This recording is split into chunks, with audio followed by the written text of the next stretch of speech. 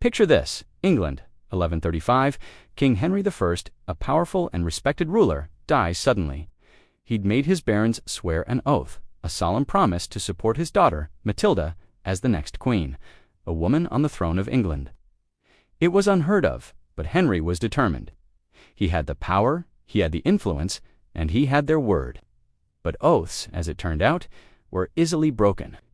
Enter Stephen of Blois. He was Henry's nephew, charming, popular, and ambitious. While Matilda was far away in Anjou, Stephen saw his chance. He raced to England, seized the royal treasury in Winchester, and had himself crowned king in Westminster Abbey. He claimed Henry had changed his mind on his deathbed, a convenient story that many were all too willing to believe. Why? Well, a king was familiar. A queen was a risky unknown. The barons, fearing a woman's rule and wanting a leader who would be generous with lands and titles, quickly flocked to Stephen's side. Even the Pope gave his blessing. It seemed like a smooth, brilliant power grab. Stephen was king. End of story. Right? Not even close. This was just the beginning of a nearly 2-decade-long nightmare for England, a period so chaotic, so brutal, that it would later be called, simply, the anarchy. Matilda was not one to be pushed aside.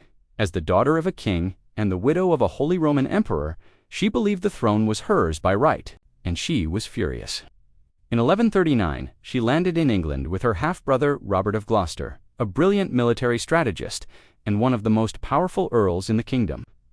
This wasn't just a political dispute anymore, it was war. The country split right down the middle. Barons had to choose a side, the crowned King Stephen or the rightful heir, Empress Matilda. Loyalty became a currency, and it was constantly being traded. Brothers fought brothers, fathers fought sons. The allegiances shifted like sand in the wind, depending on who offered the better deal or who had the stronger army at the moment. The early years of the war were a whirlwind of sieges, skirmishes, and betrayals. Castles were the key to power, and both sides scrambled to capture them. But the real turning point came in 1141 at the Battle of Lincoln. Stephen, ever the bold warrior, led his army from the front. But his luck ran out. He was surrounded, overwhelmed, and captured. Imagine the scene: the King of England, disarmed and taken prisoner. It was a massive victory for Matilda. She marched towards London, ready to be crowned queen. The throne was finally within her grasp. But Matilda had a problem. Where Stephen was charming and easygoing, Matilda was often seen as arrogant and demanding. She had the royal blood, but she lacked the political touch. When she reached London, she immediately tried to impose new taxes and refused to listen to the citizens' requests. The Londoners who had initially been willing to accept her quickly turned against her. Before her coronation could even happen, she was forced to flee the city in a panic. It was a disastrous misstep.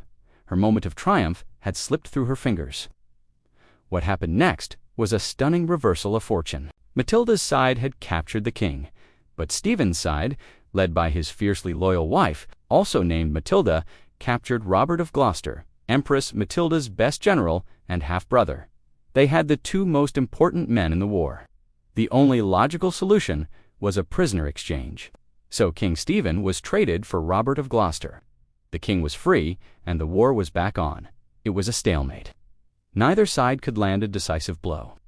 The years that followed were the heart of the anarchy. With no strong central authority, the country descended into chaos. The Anglo-Saxon Chronicle, a record from the time, paints a terrifying picture. It says Christ and his saints slept. Local lords and barons became petty tyrants. They built their own castles without permission, minted their own coins, and terrorized the local population. They would seize people they thought had any money, torture them for their gold and silver, and leave them for dead.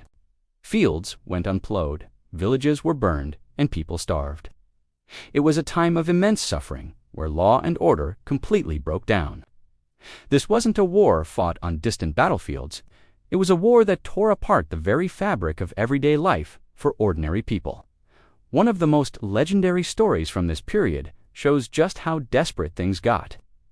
In the winter of 1142, Matilda was besieged by Stephen's forces at Oxford Castle. Trapped and with supplies running low, her situation seemed hopeless. But Matilda was resourceful. On a freezing, snowy night, she and a few loyal knights dressed all in white to blend in with the snow. They were lowered down from the castle walls on ropes, crept past the enemy sentries, and walked 6 miles through the frozen landscape to safety. It was an incredible escape, the stuff of legend, but it also highlighted the reality of the war. Even the potential queen was constantly on the run, fighting for her very survival. For years, the conflict dragged on. Neither Stephen nor Matilda could gain a permanent advantage. The country was exhausted. Barons grew tired of the endless fighting, and the church began pushing hard for a peaceful resolution. The tide finally began to turn with the next generation. Matilda's son, Henry Fitz-Empress, was growing up. Unlike his mother, he was a natural leader, a skilled warrior, and a clever politician. He started leading campaigns in England, and he was good at it.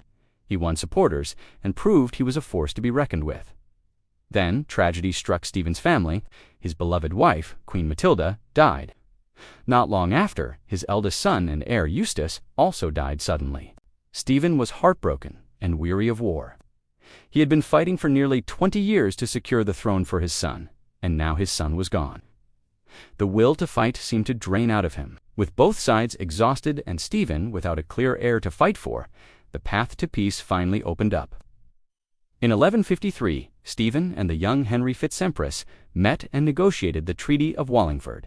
The terms were simple but revolutionary.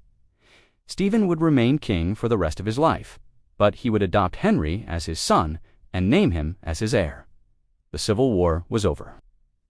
Stephen died just a year later, in 1154. True to the treaty, Henry Fitz-Empress was crowned King Henry II of England, without any opposition. He was the first of the great Plantagenet kings, a dynasty that would rule England for over 300 years. The anarchy was finally at an end. Looking back, the reign of Stephen is a fascinating story of ambition, betrayal, and survival. Stephen himself is a complex figure. He wasn't necessarily a bad king, but he was perhaps too nice for the ruthless politics of the time. He was a brave warrior, but not a great strategist. Matilda was his opposite. She had the better claim and the iron will, but she lacked the people skills to win the hearts of her would-be subjects. In the end, their bitter rivalry plunged England into one of its darkest periods. But from that chaos, a new, stronger dynasty emerged, one that would shape the future of England and the world. The story of Stephen and Matilda is a powerful reminder of how fragile peace can be and how the course of history can turn on a single broken promise. Thanks for watching. If you found this dive into medieval chaos interesting, be sure to hit that like button and subscribe for more stories from history. See you in the next video.